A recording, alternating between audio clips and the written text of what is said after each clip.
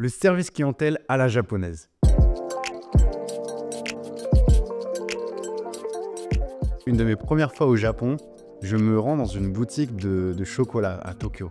C'était une de mes premières fois au Japon d'ailleurs, et je connaissais pas vraiment, tu vois, toute la culture, etc. Et je voulais partager avec toi cette histoire qui m'a beaucoup influencé dans ma manière de voir le service clientèle chez Kumiko Matcha. Et donc, qu'est-ce qui se passe? Je rentre dans cette boutique, donc il y a une femme au comptoir qui est là et qui accueille déjà, qui dit bonjour et tout. Et donc, il me laisse choisir, voilà, qu'est-ce que je veux prendre. Normal, quoi. Elle dit, ok, je voudrais ce petit chocolat-là, je vais goûter un petit snack. Donc, elle prépare, etc. C'est pas juste, elle me donne le chocolat, il y a tout un cérémoniel de vente, d'ailleurs, entre guillemets, qui est donc...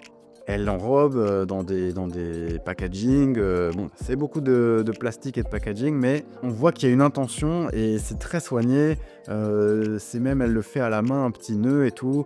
Et déjà, il y a un petit côté waouh. Mais ce qui m'a le plus marqué, c'est que je suis à la caisse et donc elle me dit, voilà, donc c'est tant de yens, on va dire, voilà, c'est 2000 yens pour ton achat. Et donc il y a une petite, un mini plateau à billets ou pièces. Elle te tend le petit plateau. Je mets l'argent, les 2 billets de 1000 yens dans le petit plateau.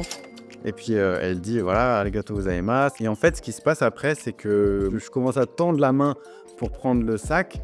Et genre, en fait, ce qu'elle fait, c'est que elle sort de son comptoir, elle fait le tour et elle vient limite me chercher. Déjà, je suis un peu déboussolé, je connaissais pas du tout, c'était ma première expérience comme ça. Elle me donne pas le sac. Là, tu vois, encore une fois, je crois qu'elle va me donner le sac, mais c'est pas du tout le cas. Ce qu'elle fait, c'est qu'elle marche jusqu'à la porte, elle ouvre la porte et elle sort, elle tient la porte. Et donc moi je marche vers elle, voilà, je sors et tout. Elle a la porte à une main, le sac à l'autre main. Elle me tend le sac à deux mains. On est dehors, en dehors de la boutique. Et elle me dit arigatou gozaimasu, merci beaucoup. Et elle tend le sac à deux mains. Moi je le prends et elle dit merci beaucoup, revenez nous voir. Et puis ensuite elle rentre dans sa boutique. Et là quand c'est arrivé, je me suis dit waouh, mais c'était incroyable, ce cérémoniel d'achat et ce cérémoniel de service client, j'ai trouvé ça vraiment très inspirant. Et c'était du coup, je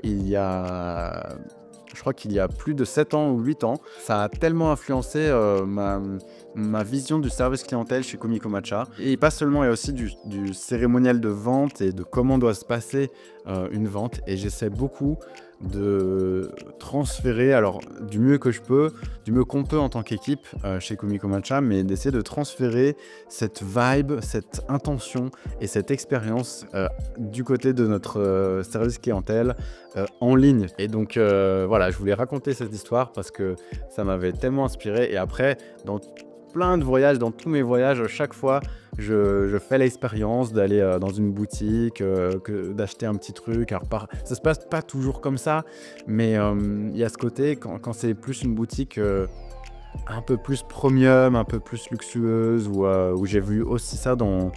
la dernière fois, j'ai acheté un petit vêtement et pareil, ça s'est passé comme ça.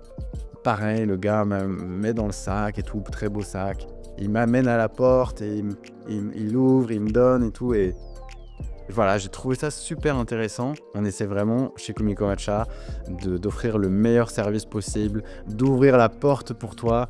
La porte digitale, on va dire, peut-être... chez Kumiko Matcha, ça veut peut-être dire en ligne, en mode... voilà, te montrer, te guider, t'apporter les solutions, essayer d'être plus proactif.